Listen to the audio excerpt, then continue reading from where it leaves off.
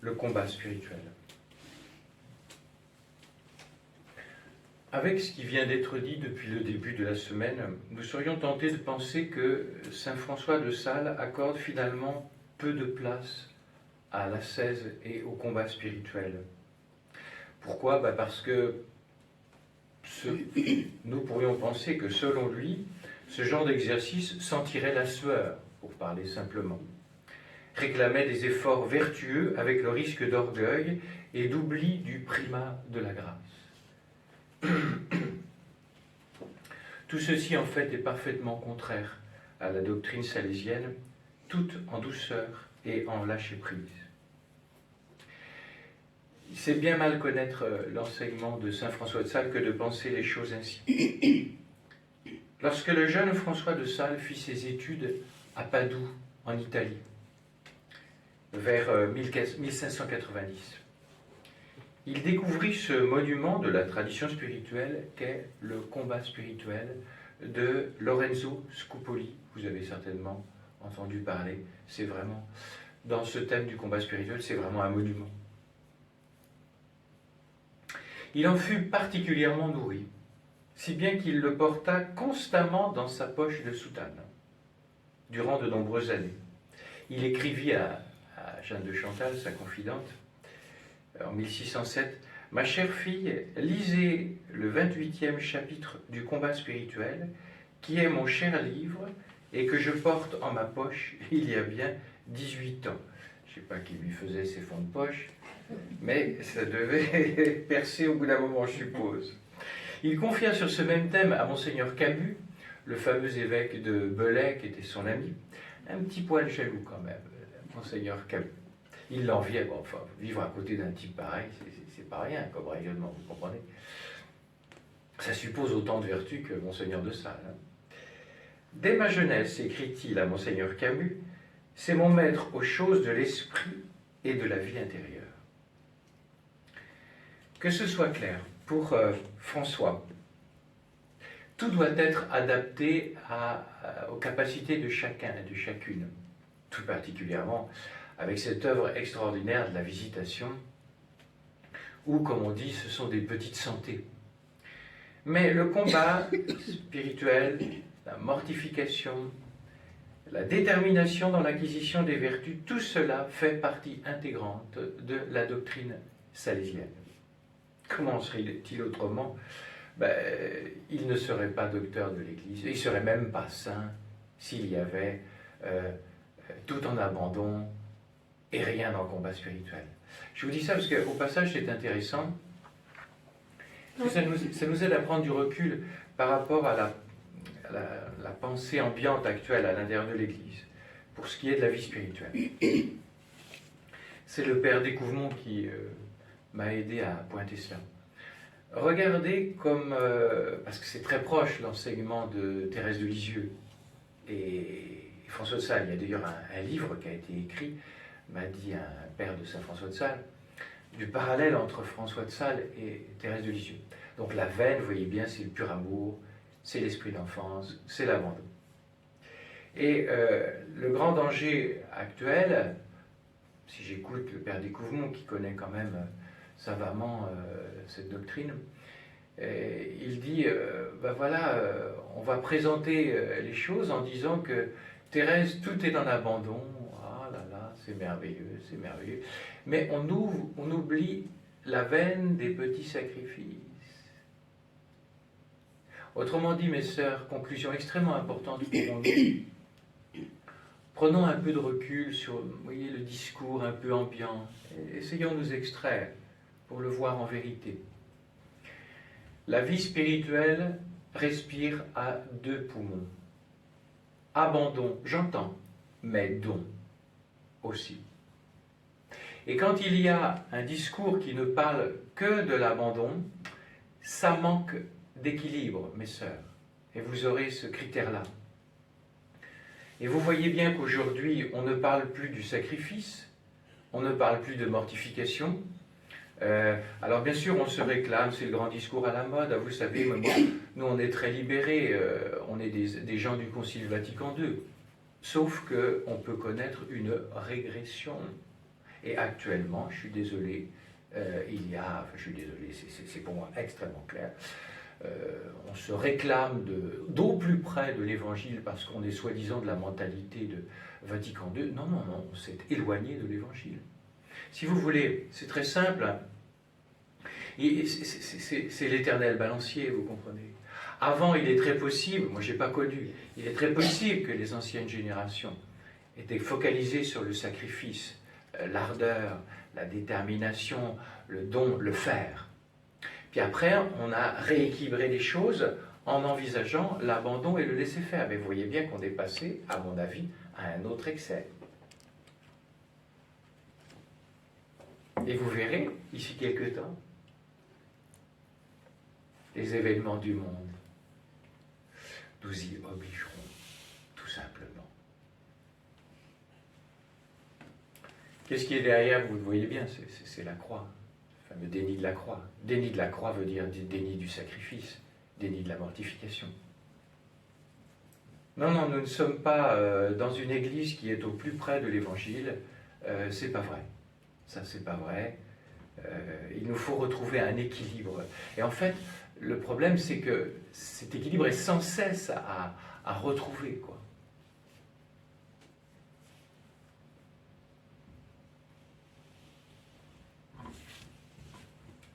Pour synthétiser les choses, c'est un évêque de Vendée qui disait ça. Nous fonctionnons toujours en mode ou. Il faudrait fonctionner en mode et. C'est-à-dire ou abandon ou sacrifice. Mais non, c'est et. Et visiter tout, hein. Résurrection ou la croix. Non, résurrection et la croix. Voilà. Revoyez tous les paradoxes de l'Évangile. Deux grandes parties. On va parler du combat pour la vertu dans un premier temps, puis si on a du temps, on essaiera de voir cette vertu si chère à conquérir, à acquérir, si chère à saint François de Sales, qui est l'humilité. Le combat pour la vertu.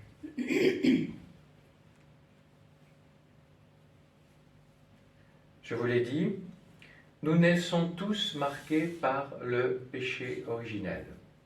Et le Christ, en sa mort et sa résurrection, a rétabli l'alliance entre les hommes et Dieu qui avait été rompue par le péché des origines. Je vous signale, parce qu'on ne le dit pas, mais je vous signale que si Dieu, par son Fils, n'était pas venu dans le monde, il n'y aurait pas de ciel. Nous resterions dans le shéol. Voilà. Il n'y avait pas de ciel. Le catéchisme de l'Église le dit explicitement. Là encore, vous voyez, alors là, sur les fins dernières, on est complètement éloigné de l'Évangile actuellement. C'est une catastrophe, puisqu'il n'y a pas d'enfer, il n'y a pas de purgatoire. Un petit peu de purgatoire, peut-être. Donc là encore un déséquilibre qui est... Bon, c'est une parenthèse, qui n'en est malheureusement pas une, car on ment aux gens, sous prétexte d'être pastoral. Si la blessure du péché originel a été guérie, demeurent en nous les conséquences de ce péché, c'est-à-dire une fragilité intérieure, une faiblesse qui nous pousse à nouveau à pécher, que la tradition spirituelle appelle la concupiscence. Le catéchisme de l'Église catholique 1426. La vie nouvelle, reçue dans l'initiation chrétienne, traduisez la vie baptismale, n'a pas supprimé la fragilité et la faiblesse de la nature humaine, ni l'inclination au péché que la tradition appelle la concupiscence qui demeure dans les baptisés.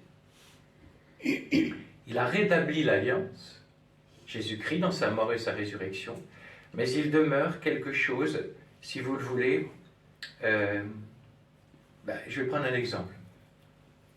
Je me suis brisé, juste en rentrant au séminaire, un ménisque dans la nuit en plus. Enfin, il devait être cassé dans la journée, je suppose. J'ai fait du sport un peu maladroitement, je ne sais pas trop.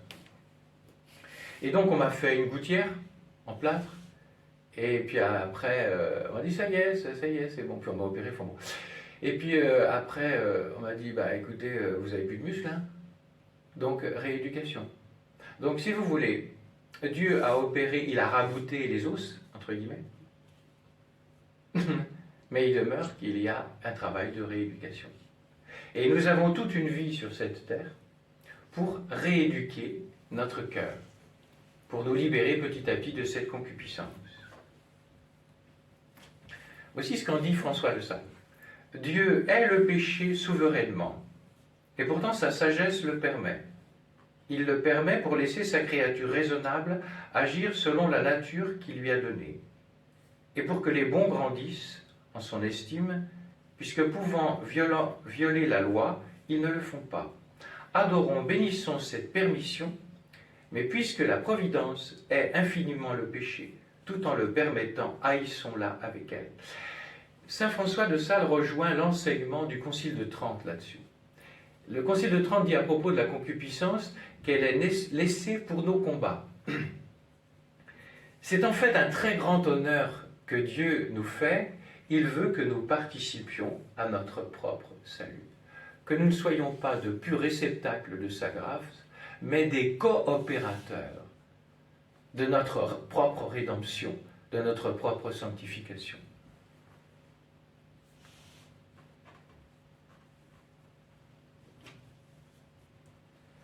Saint François de Sales, je vous ai dit qu'il avait été très marqué par le Carmel.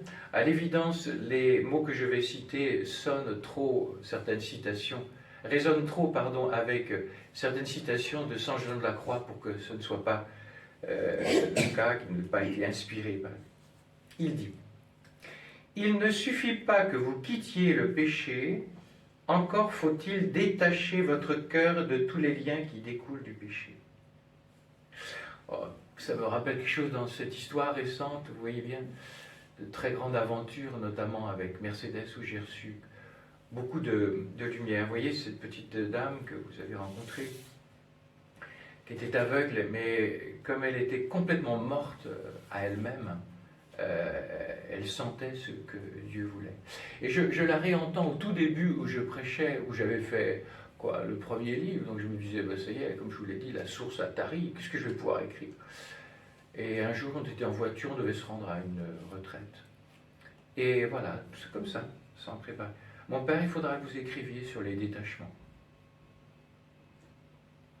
Je veux dire, mais qu'est-ce que je peux dire là-dessus? Donc j'avais complètement oublié les affaires. Et puis à un moment, sans que je repense à ce qu'elle m'avait dit, tout d'un coup, pouf, c'était une évidence. Ouais, je pense que j'aurais pas assez de l'éternité pour chanter la grâce d'avoir eu un petit ange comme ça, qui vous éduque à être prêtre, qui vous éduque à être dans sa mission, quoi. Et elle disait, les gens sont très malheureux à cause de leur attachement qu'ils ne voient même pas. Ils ne les voient même pas. Ils pensent que c'est de la charité et c'est du captatif. Dans les rien. Ils pensent que c'est de la prière et en fait c'est de la recherche d'eux-mêmes. Oh, enseignez-les. Enseignez-leur les détachements.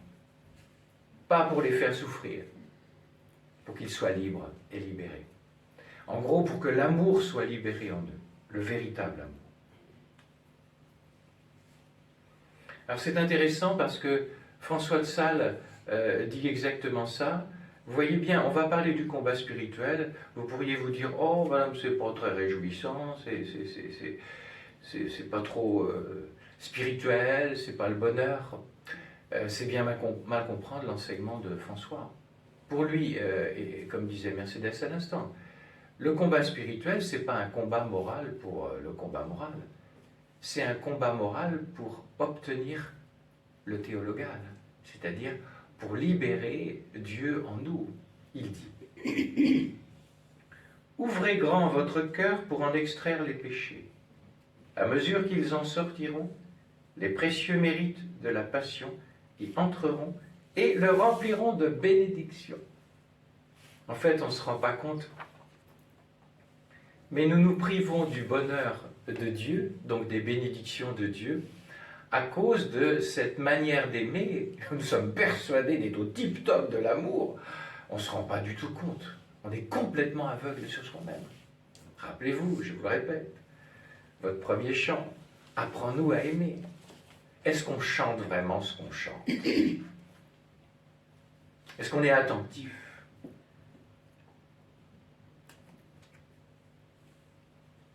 Je vais vous dire quelque chose, un deuxième point, un premier point, parce que c'était les mots d'introduction, que j'ai découvert avec le temps, et qui vraiment s'impose. On ne voit bien notre péché qu'une fois sorti du péché. Et je vais m'expliquer. Ça explique l'aveuglement que nous avons. Si on pouvait voir, par grâce de Dieu, en un instant, la gravité de nos péchés, j'ai envie de dire, là où ils vont se fourrer, comme on dit en parlant simplement, hein, là où ça va se fourrer, hein, les dégâts qu'ils occasionnent dans notre âme, le mal qu'ils font aux autres, et même au cosmos, n'oubliez pas, Hildegard de Bingen, quand l'homme pêche, le cosmos souffre. Pour moi, le réchauffement de la planète, je vais vous dire, j'y crois pas. Les théories du GIEC, j'y crois pas. Il est bien évident qu'il y a une pollution qui participe au péché du monde. Moi, je vais vous dire le fin de l'affaire, c'est ce que dit Hildegard, qui avait un charisme tout particulier, pour une vision extrêmement holistique des choses, globalisante, totalisante, enfin pas totalisante, mais vous voyez, une vision très large des choses. Je pense que c'est le niveau de péché du monde qui crée les désordres cosmiques. Je vais vous dire, si vous lisez le grand traité du père Bonino sur les anges, moi je ne savais pas, on ne nous avait pas enseigné ça, enfin, le séminaire ne peut pas tout enseigner non plus, hein. Mais c'est que les anges ont la garde des astres, et que les mauvais anges tombants, Jésus ne leur a pas retiré certaines prérogatives. Romains 11, 29, les dons de Dieu sont sans repentance. Surtout que je vais vous dire, bon, il y a la bien-pensance de la télévision qui vient vous dire les trucs du GIEC, mais sachez que ce n'est pas unanime parmi les... Puis de toute façon, je vais vous dire un truc. Tous ces COP 21, COP machin, là, qu'on voyait Fabius qui versait des larmes, parce que soi-disant ça avait marché. Mais les amis, on ne peut pas à la fois avoir l'ultralibéralisme. Quand vous pensez que les serveurs Internet consomment énormément, donc vous voulez demander que les gens polluent moins et vous ne voulez pas leur demander de se couper d'Internet, mais on marche sur la tête. Ce qui pollue le plus, c'est les avions, par exemple. Mais on s'en va avec une augmentation des trucs. Ça ne tient pas la route, soyez pas dupes de ces affaires-là.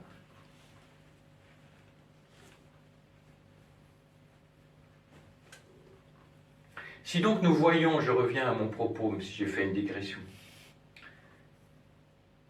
si nous voyons en un instant le péché et ses conséquences sur le cosmos, mais sur nous-mêmes d'abord, commençons égoïstement par nous-mêmes,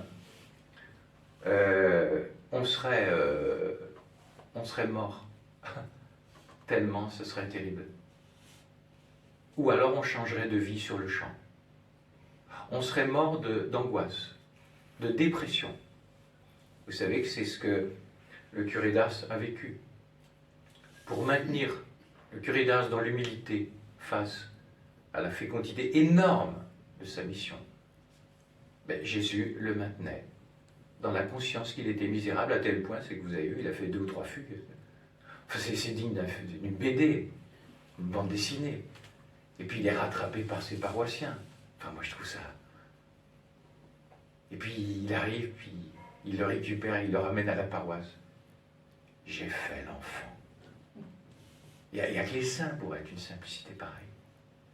Et donc il y a un jour une bonne paroissienne qui demande au curé d'Ars, faudrait peut-être que je demande à Jésus qui me montre mes péchés.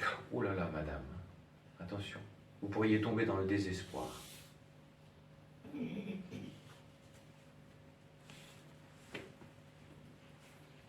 J'en viens à mon thème. On ne voit bien son péché qu'une fois on est sorti du péché.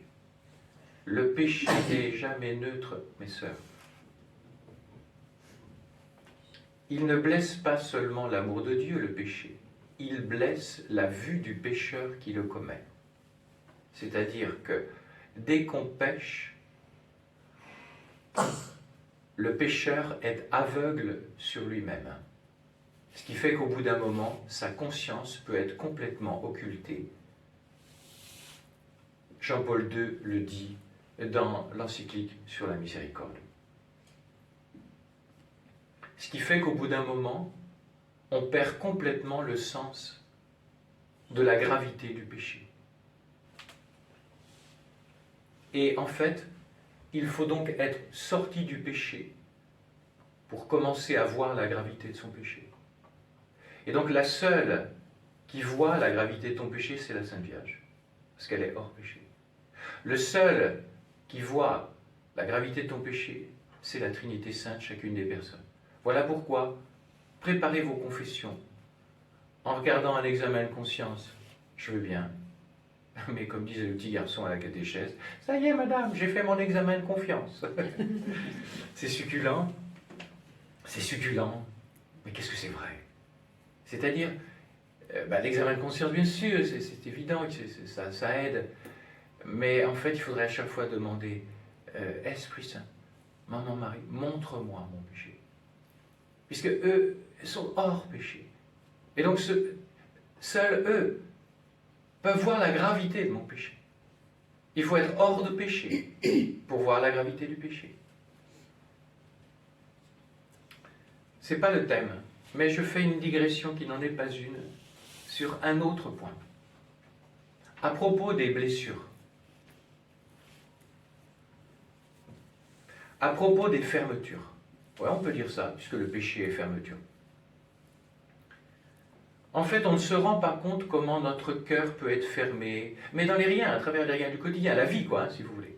On ne s'en rend pas compte, on ne s'en rend compte que par des oui. Est-ce que vous comprenez que ça a à voir avec ce que je vous ai dit? Sur le puisque tu le veux, je le veux bien aussi. C'est-à-dire que plus vous allez entrer dans le puisque tu le veux, je le veux bien aussi, cela fonctionne comme un oui. Et le oui fonctionne comme une ouverture. Mais c'est pas psy, c'est vous avez une ouverture à Dieu, puisque vous voulez, puisque tu le veux, vous voulez entrer dans sa volonté. Eh bien, ce oui va vous faire voir de plus en plus les non que vous êtes incapable de voir. Non à la vie communautaire, non aux tâches, non à l'acceptation de la santé, non dans la prière, enfin tous les domaines, voyez-vous. Et puis on y vient, vous allez guérir de fausses images de Dieu que nous traînons, que notre inconscient, un Dieu point fin, un Dieu dont il faudrait se méfier, un Dieu dont il faudrait garder à distance, un Dieu, bah oui mais il ne peut pas m'aimer quand j'ai péché, tu comprends donc pas qu'il redouble d'amour. Toutes ces choses-là ne sont permises que par le oui. On ne voit bien son péché qu'une fois sorti du péché. On ne voit bien ces fermetures que par les multiples petites ouvertures. Et je vous en ai donné une, pour moi, qui est extrêmement puissante, extrêmement simple. Je ne vais pas vous dire facile à vivre au quotidien, je ne veux pas me moquer de vous. Mais bon, vous voyez bien, votre prédicateur, il est comme vous, quoi. Enfin, je veux dire, mais je peux témoigner que j'ai vu ça, déjà, avec le peu d'avancée. J'ai vu ça. Donc, je ne peux pas ne pas le dire, quoi. François de Sales, il résume tout ce que j'essaye de maladroitement vous dire. À mesure que la lumière du jour se lève, nous voyons mieux dans le miroir la malpropreté de notre visage. Vous voyez où il revient. À mesure que la lumière du Saint-Esprit éclaire notre conscience, nous voyons plus distinctement nos péchés, nos inclinations, nos imperfections, qui sont autant d'obstacles sur le chemin de la sainteté. Mais la même lumière qui nous les fait voir avive aussi en nous le désir de nous en libérer. Les débuts, c'est un petit peu difficile parce qu'on ne voit pas encore le rapport qualité-prix, quoi. On ne voit pas encore les lumières. Il faut, dans un premier temps, il faut pratiquer le puisque tu le veux, je le veux bien. Il va y avoir un moment où, tout d'un coup, il va y avoir une petite lumière. Et Jésus, si vous voulez, ça fonctionnait comme le rétroviseur. Regarde en arrière, Joël. Puis tu vas voir ce qu'il a fait. Puis il va te montrer des trucs. J'avais jamais vu ça. J'avais jamais vu que je bloquais les choses à ce niveau-là. Les péchés ne sont pas toujours visibles. Du fait que la conscience est occultée par le péché qui aveugle le pécheur sur lui-même. Et pour ce qui est de l'union de volonté qui traverse tout notre propos sur cette semaine, vous comprenez, alors vraiment, je me fais, puisque nous arrivons, vous voyez bien, demain nous terminons la retraite, je me fais extrêmement insistant. Surtout que c'est hyper simple, le truc que j'ai à vous proposer. C'est pas des trucs compliqués. Je ne vous demande pas d'aller sur la Lune, je ne vous demande pas de faire la piste aux étoiles, je ne vous demande pas de faire de la haute voltige, vous n'avez pas la santé, moi non plus. Mais je vous demande quelque chose qui est extrêmement accessible. Et surtout qui est source d'une très grande dilatation de l'âme. Alors les débuts, je vous l'ai dit, on ne voit pas encore grand-chose. On va continuer avec persévérance. Puis au bout d'un moment, il va y avoir une première petite étape. Alors quand on va commencer à voir le truc, mais ça va décupler la volonté d'avancer sur ce chemin. Puis après, vous allez connaître d'encore plus grande joie, mais vous allez décupler après, vous comprenez? Parce que vous allez être attiré, vous allez voir ce que réalise Dieu par cela. Mais, je ne peux pas vous mentir, c'est mort à soi-même, mort à mes 36 volontés. Mais ça ne s'arrête pas avec la mort. Très rapidement, vous allez trouver la vie et vous allez goûter la vie.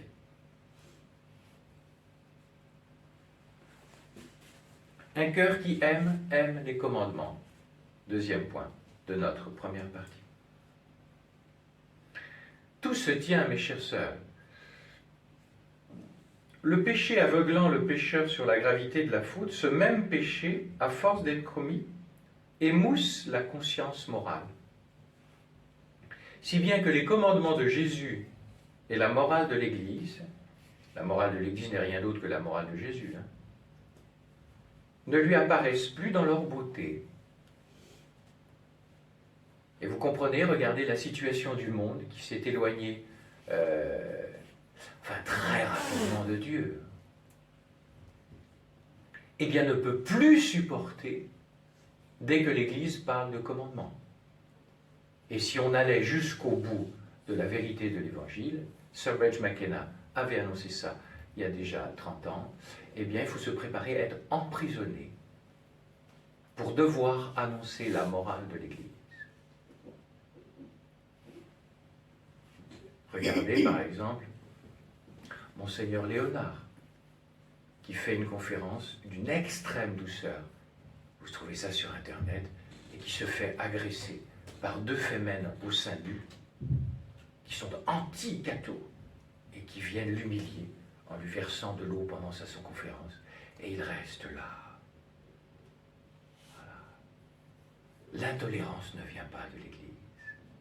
Elle vient des ennemis de l'Église. Pour parler simplement, les préceptes, alors ce qui est intéressant, c'est, ça c'est la sphère du monde. Mais comme l'Église vit dans le monde, toutes les retraites sacerdotales que je prêche, j'entends dire ça. Les prêtres souffrent pas simplement du monde ou de leur autorité, supposons. Ils souffrent de la base. Combien de curés, j'entends dire, de toute façon, ils veulent même plus. Ils veulent même plus la foi et la morale. Parce que dès qu'on l'annonce, de toute façon, on va avoir des lettres à l'évêque. On est dans une logique procédurière. Et donc, les catholiques, c'est comme ça. Il faut les aimer. Il ne faut pas céder, mais il faut les aimer.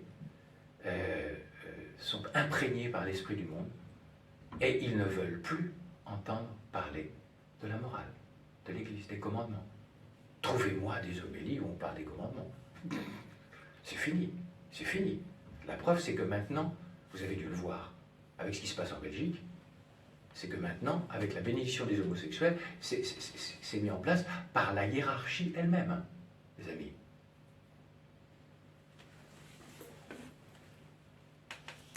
Je vous ai dit, comme dit un prêtre, jeune prêtre parisien, qui a écrit ça dans Famille chrétienne, le grand danger actuellement à l'intérieur de l'Église, ce n'est pas le cléricalisme, c'est le mondanisme.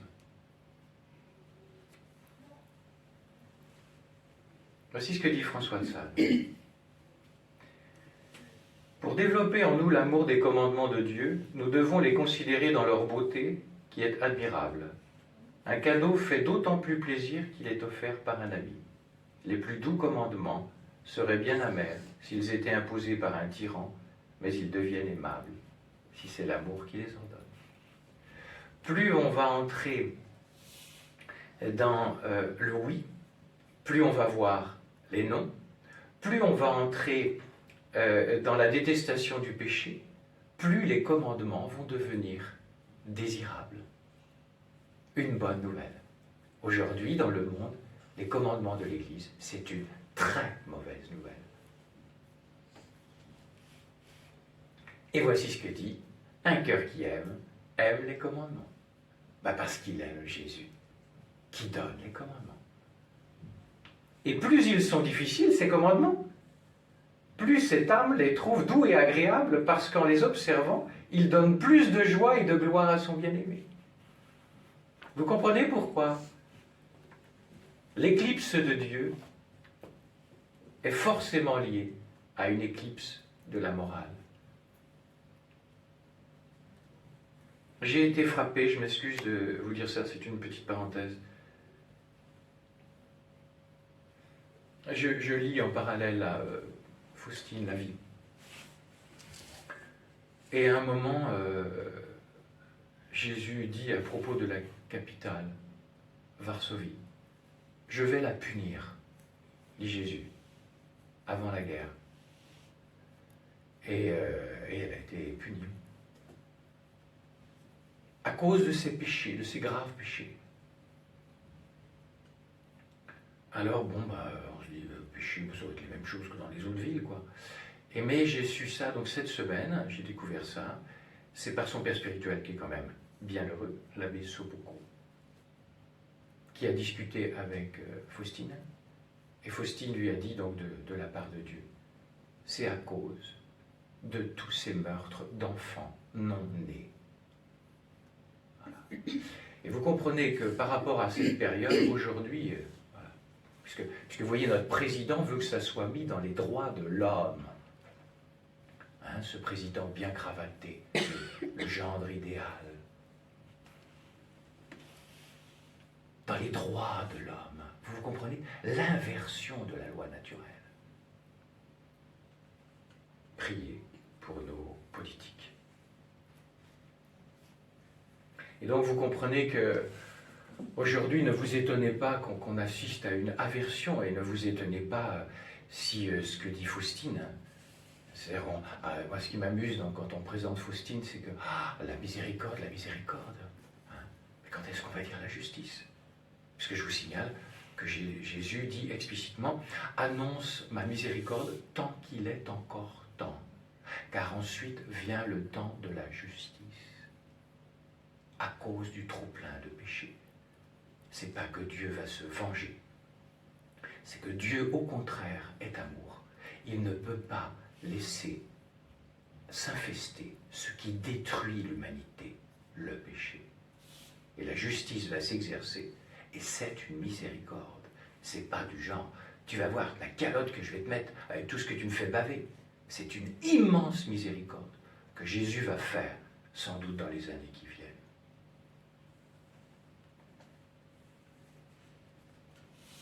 Menez le bon combat avec la grâce de Dieu.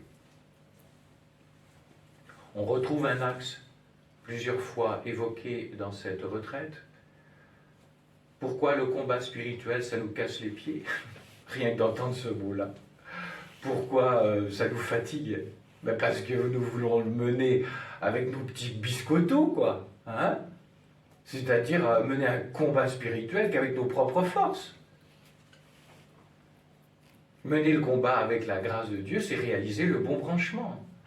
C'est-à-dire que seul Dieu, qui est la quintessence des vertus, dit Maxime le confesseur, nous donne d'être vertueux. Et c'est là que le combat spirituel s'ouvre un horizon extraordinaire.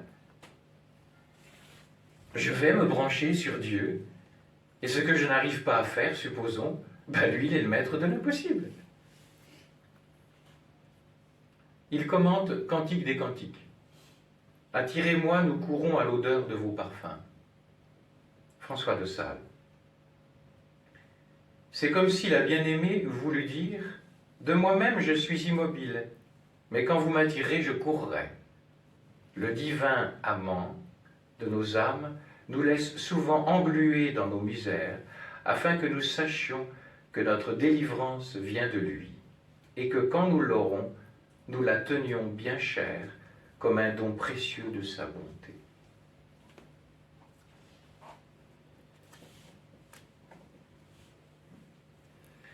Le combat spirituel est extraordinaire, car le combat spirituel, c'est rien d'autre que la vie spirituelle. Puisqu'il s'agit, vie spirituelle, il s'agit de laisser l'Esprit Saint prendre en charge notre combat spirituel.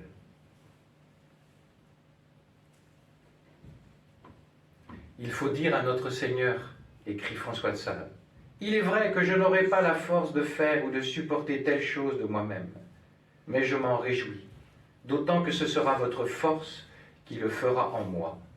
Et sur cet appui, allez à la bataille courageusement et ne doutez point que vous remportiez la victoire. N'oubliez pas Jésus. N'ayez pas peur, mes petits-enfants, j'ai vaincu le monde. » Il y a donc une indispensable coopération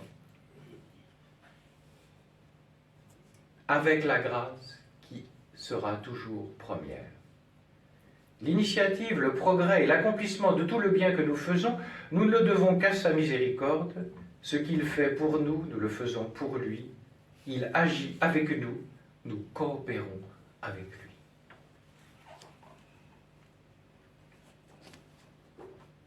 Persévérance. Réalité déjà évoquée. Peut-être dans les autres retraites vous ai-je cité ce bon mot d'un vieux curé plein de sagesse, dont un de ses fils spirituels allait être ordonné. Et peu avant l'ordination, il lui dit « Je demande au bon Dieu que tu sois un feu qui dure et non pas un feu qui flambe. » Vous voyez bien la précision. Il y a beaucoup de flambeurs, même s'ils n'ont pas de voiture décapotable.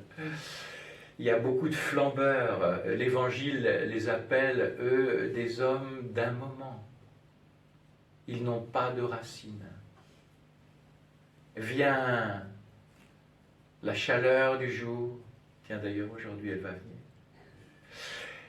Et voilà, le soleil va tout brûler parce qu'il n'y a pas de racines.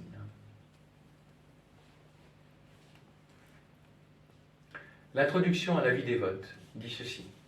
De par sa fragilité et sa tendance innée à descendre plutôt qu'à monter, notre nature humaine est sujette à l'inconstance, opposée de la persévérance. Tenir ses résolutions, rester ferme dans ses propos, exige d'elle une grande force d'âme.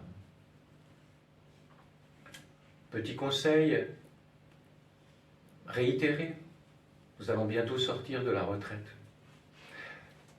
Je veux bien les histoires de résolution. D'abord, les mettez pas trop, vous les tiendrez pas. Commencez donc petitement et voyez ce que vous valez dans le temps. Et après, vous augmenterez peut-être le niveau. Il me semble que le grand axe de cette retraite me paraît Enfin, chacune fera avec ce qui l'attire, mais vous voyez bien que le puisque tu le veux, je le veux bien, Jésus, ça pourrait être un axe. Et toujours pour le but, plus de paix, plus de sérénité, moins collé aux événements.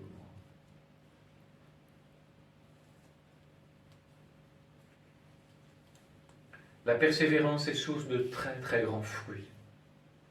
Par contre, l'inconstance, non. De toute façon, l'inconstance ne fonctionne que sur le ressenti. Ah, je le sens bien aujourd'hui, je vais à la messe.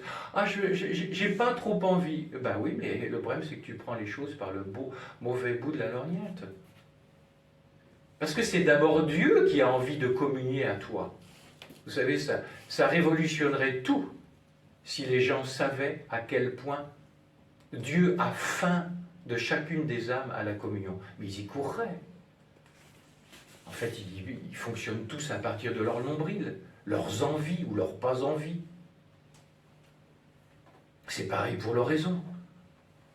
Le premier qui a faim de toi à l'oraison, mais c'est Dieu, c'est pas toi. Toujours cette histoire de révolution copernicienne. Jésus, d'abord, je viens pour qu'il soit content. Et moi, je ne viens pas d'abord pour mon contentement. Et au bout d'un moment, tu auras un grand contentement. Que donnera la persévérance? Lequel? Tu seras content qu'il soit content, alors que tu n'auras aucun contentement sensible. Il y aura un contentement de la foi. Et vous revisitez tous les domaines de la vie religieuse, votre vie religieuse, le travail, la constance dans le travail, la vie communautaire, les relations, puis bien sûr la vie d'oraison.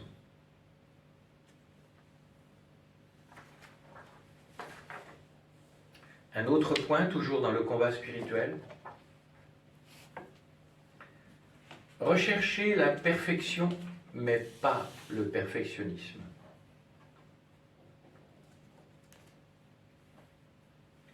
Pour dire les choses autrement, attention n'est pas tension. Attention amoureuse n'est pas tension nerveuse. Le perfectionnisme est tendu. En quoi est-il tendu? Qu'est-ce qui le caractérise? Ah, la personne est très généreuse. Elle a un vrai sens des commandements, de la vie spirituelle. Le problème est le suivant.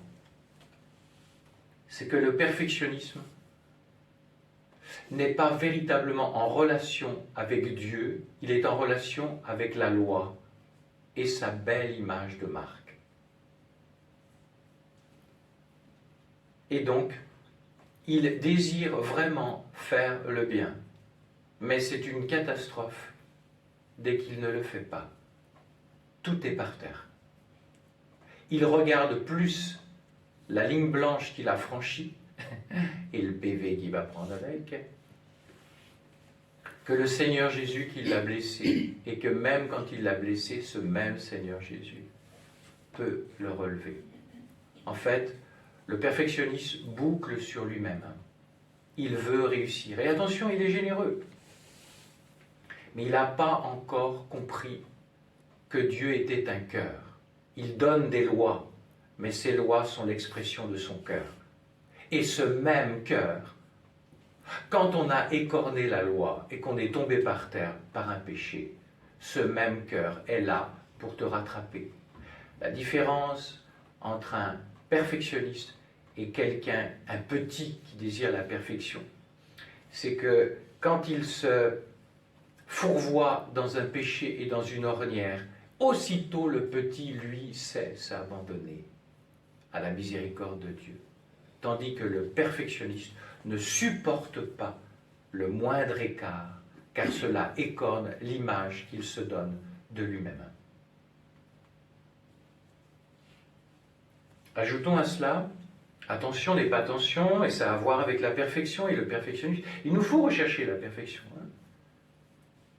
Dieu est ami de la paix. Il s'appelle d'ailleurs le prince de la paix. Et il aime travailler dans des âmes tranquilles. François de Sales.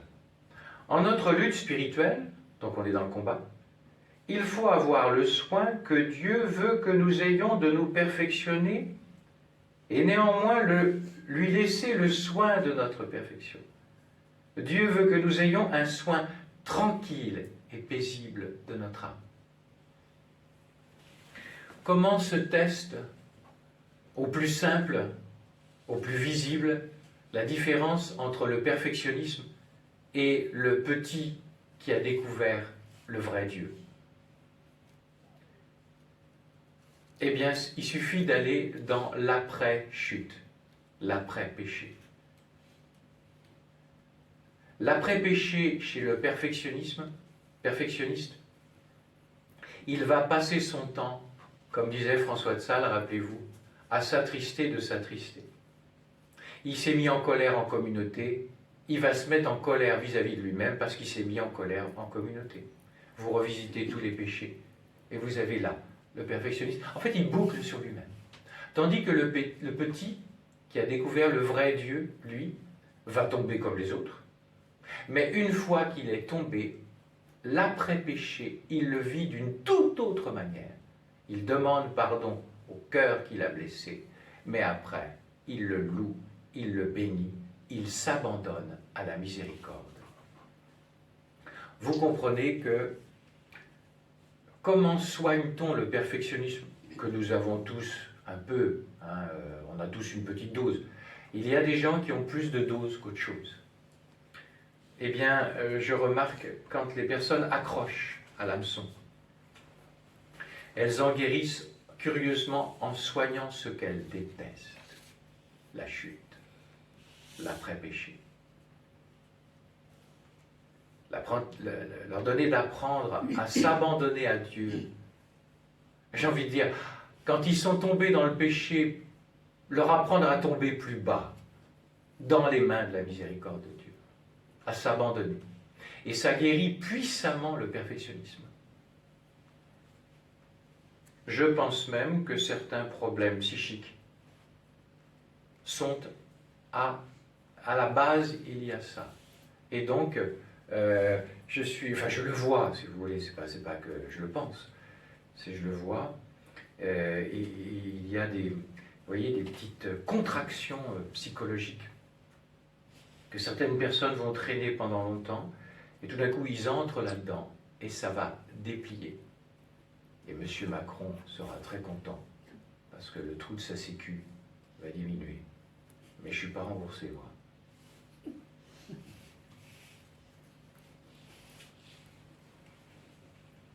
Le perfectionniste est sans arrêt en train de s'épier, de s'évaluer. Puis quand il chute, oh, la note est salée. Hein. Le problème, c'est que Jésus ne le voit pas comme lui se voit. Vous demandez si on peut savoir si on avance à la perfection ou non. Je réponds, dit François à ces religieuses, que nous ne connaîtrons jamais notre propre perfection, car il nous arrive comme à ceux qui naviguent sur la mer, ils ne savent pas s'ils avancent. Mais le pilote qui connaît l'air où il navigue, le connaît. Le pilote, c'est Jésus. Ainsi, nous ne pouvons pas juger de notre propre avancement. Dans un autre passage. Pas d'inquiétude. Si nous nous trouvons toujours novices dans la pratique des vertus, au monastère de la vie dévote, nous sommes toujours novices. Quelle est la libération des libérations? C'est de ne plus se regarder. Je ne dis pas d'être laxiste et de ne pas faire relecture de vie. Il faut demander pardon. Mais je vous dis, de plus en plus, pour moi, la guérison du perfectionnisme se fait par l'humilité. Or, l'humilité, c'est se regarder le moins possible. Et regarder Jésus, et se voir misérable en Jésus, mais pas misérable en soi-même.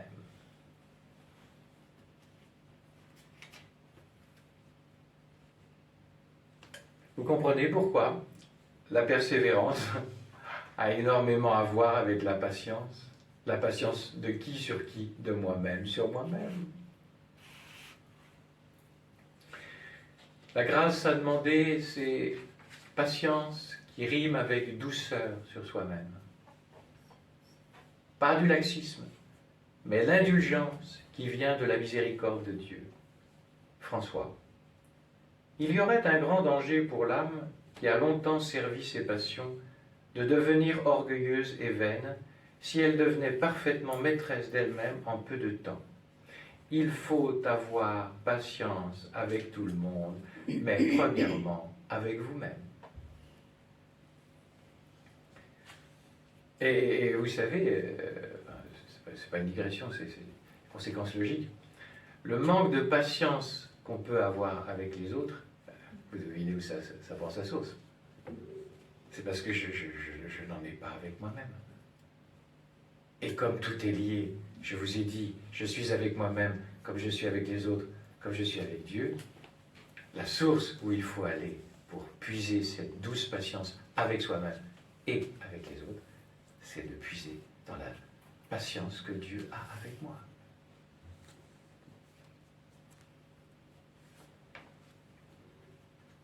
Je ne vais pas m'y étendre, parce que je n'ai pas trop de temps.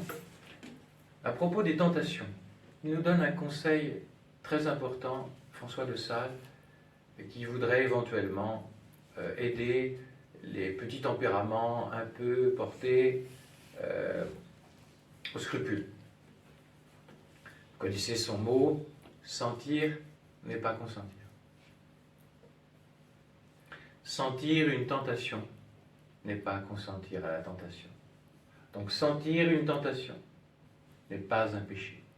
C'est une croix, c'est un combat, mais ce n'est pas encore un péché. Il faut qu'il y ait un acquiescement de la volonté qui équivaut à dire « Serpent, rentre chez moi ».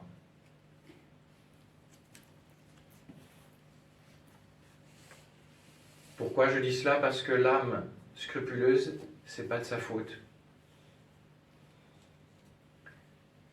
Eh bien, elle voit du péché partout parce qu'elle voit du sentir partout et qu'elle est focalisée sur le sentir.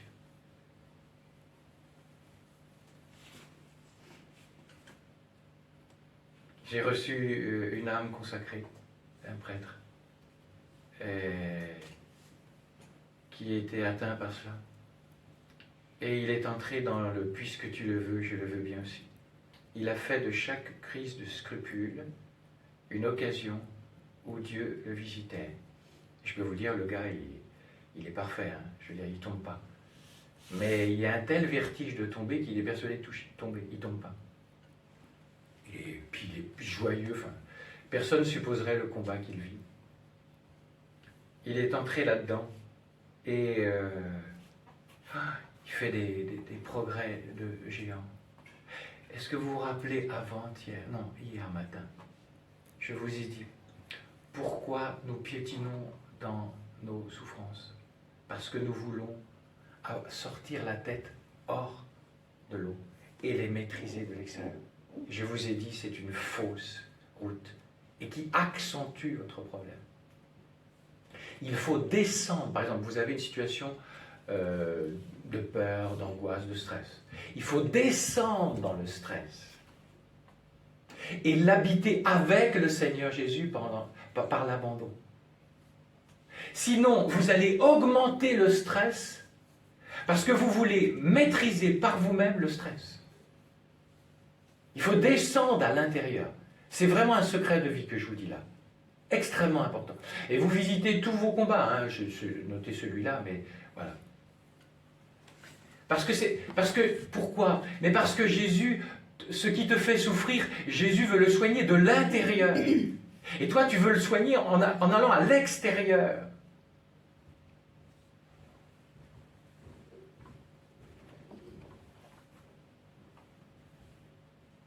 Et donc, que fait ce garçon avec ce que Jésus permet? Et il a compris. En fait, Jésus, ce garçon est une très belle âme, ce garçon a un combat, et quand il a commencé à comprendre, je lui parlais de tout ça, je lui ai dit, mais vous ne comprenez donc pas que c'est Jésus qui permet cela chez vous, parce que vous êtes orné de plein de dons. Et si vous n'aviez pas ça, vous pourriez vous complaire dans tous les dons que vous avez. Et là, il vous donne quelque chose qui vous humilie. Bon, la grâce, c'est que vous ne tombez pas. Donc il faut comprendre que si vous voulez absolument maîtriser ce truc-là, et pas descendre à l'intérieur, et vous abandonner à la force de Dieu, à l'intérieur de ce combat-là, ben, il va augmenter, mon cher Père. Alors, tout son regard est changé, et ce qui avant lui paraissait catastrophe devient bonne nouvelle, et surtout chemin de sainteté. Revisitez tout, chacun a une hanche qui boite. Pratiquez l'humble vertu de l'humilité.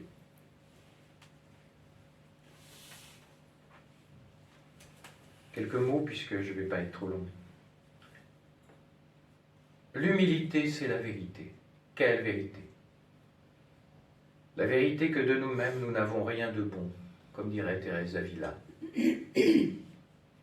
dont s'est imprégné François de Sales, et qui, à son tour, dit, écrit, « L'humilité n'est pas autre chose qu'une parfaite reconnaissance que nous ne sommes rien, qu'un pur néant, et elle nous fait tenir en cette estime de nous-mêmes. » Ça faisait longtemps que je n'avais pas eu ça. Cette semaine, j'ai eu plusieurs fois ça. Des éclairs dans mon esprit. Tu pourrais ne pas être, mais pas être, pas grand-chose, rien. Voilà. C'est-à-dire la conscience qu'on est créé. Et en plus, que le Créateur, ce n'est que de l'amour. Et que je suis invité à devenir amour pour l'éternité. Et que c'est par pure grâce qu'il me donne ça. Je pourrais ne pas être. Je dis je parce que c'est moi, ça me traverse l'esprit. Mais chacun doit se dire ça. Quelle grâce que nous avons. Nous pourrions n'être rien. Et le rien ne sait même pas qu'il est rien. Il n'y a rien. Voilà. Quelle grâce que nous avons. Et donc il y avait un prêtre qui disait ça. En fait, être orgueilleux, c'est être bête. C'est pas mal comme formule. Ben, pourquoi? Ben parce que l'orgueilleux est persuadé que ce qu'il a, ça vient de lui-même. Ce qu'il a comme don, ça vient de lui-même. Ce qu'il aurait comme qualité, ça vient de lui-même. Ben non, non. À nouveau, François de Sales. C'est une parole qui m'a donné souvent à penser. Toutes les créatures ne sont rien devant Dieu. Pardon, c'est pas François, c'est Jeanne qui enseigne ça à ses sœurs. Cette pensée est salutaire, ajoute-t-elle, parce qu'elle porte puissamment l'âme à la connaissance de sa bassesse. Connaître cette bassesse, disait notre bienheureux père François de Sales, c'est n'être pas bête.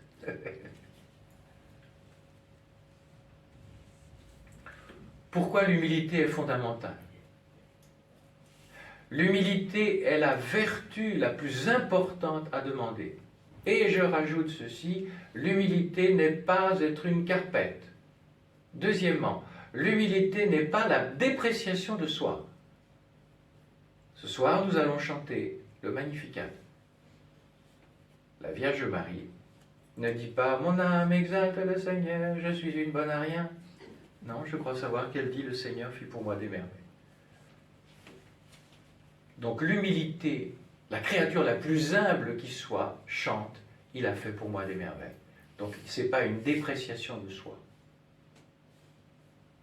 Pourquoi l'humilité est la vertu la plus importante à demander? Parce que je vais faire un petit détour par le langage populaire. Que dit-on à propos d'une personne qui est orgueilleuse, un peu infatuée d'elle-même? On dit, le langage populaire dit « Oh, elle est pleine d'elle-même ». Comprenez les implications pour la vie spirituelle. Et à chaque fois que Jésus vient vers cette personne, il frappe. Et puis la personne ouvre. « Ah, je suis désolé, je ne peux pas m'asseoir, il n'y a pas de place. » Tu es pleine de toi-même. Et donc, le manque d'humilité empêche Dieu de rentrer, parce qu'il n'y a pas de place. 1 Pierre 5,5. Dieu résiste aux orgueilleux, c'est aux humbles qu'il donne sa grâce. attention, interprétez bien l'affaire. Quand l'Écriture dit « Dieu résiste aux orgueilleux », c'est pas du genre « Ah, t'es pas orgueilleux, hein, bien fait pour toi, j'irai pas chez toi ». Non, c'est la personne qui coince Dieu à sa porte. Elle ne peut pas entrer, tout est encombré.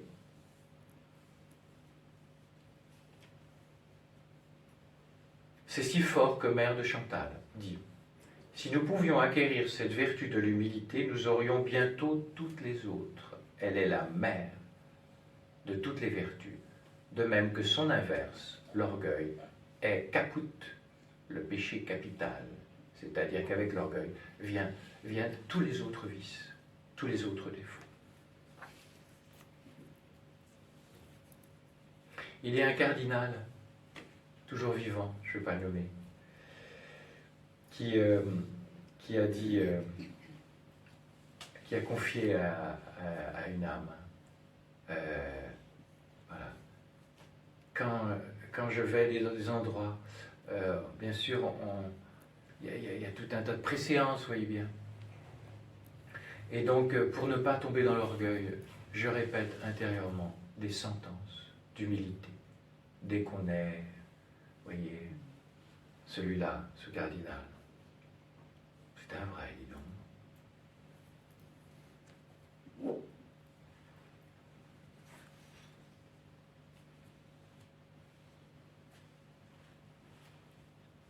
Il faut souvent beaucoup d'humiliation pour acquérir un peu d'humilité. Vous connaissez d'où vient cette parole, Bernadette?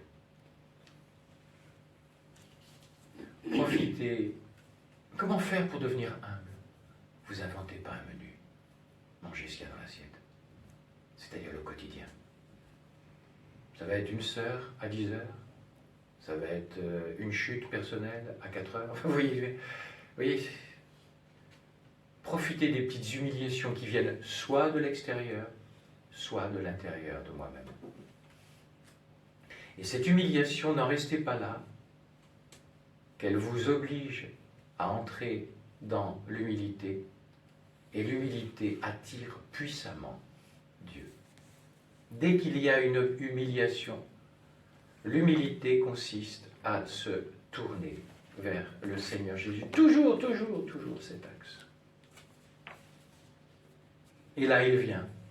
Il vient. Et curieusement, l'humiliation peut-être être ressentie comme quelque chose qui nous éloigne de Dieu, mais du fait qu'on la transforme en humilité, attention, hein, parce que l'humiliation ne fait pas l'humilité. L'humiliation fait l'humiliation. Elle fait l'humilité à partir du moment où il y a un acquiescement et un retournement théologal vers Jésus. Eh bien, l'humiliation que je pense m'éloigne de Dieu, par exemple, vous avez été humilié par une sœur qui vous envoie quelque chose dans les gencives, et après vous dites, c'est vrai, je suis vraiment une bonne à rien. Reste pas là. Voilà. Si c'est vrai, Jésus, je veux bien, montre-moi, mais vous vous tournez vers lui et vous le bénissez pour la sœur qui vous a humilié. Peut-être que plus tard, il faudra une mise au point pour rétablir la justice. Et si ça ne se présente pas, de toute façon, par cette humilité, Jésus va vous envahir. Il va nous envahir profondément, profondément. Parce que je ne serai plus plein de moi-même. Il y aura un vide créé par l'humiliation qui crée la vertu d'humilité et qui attire puissamment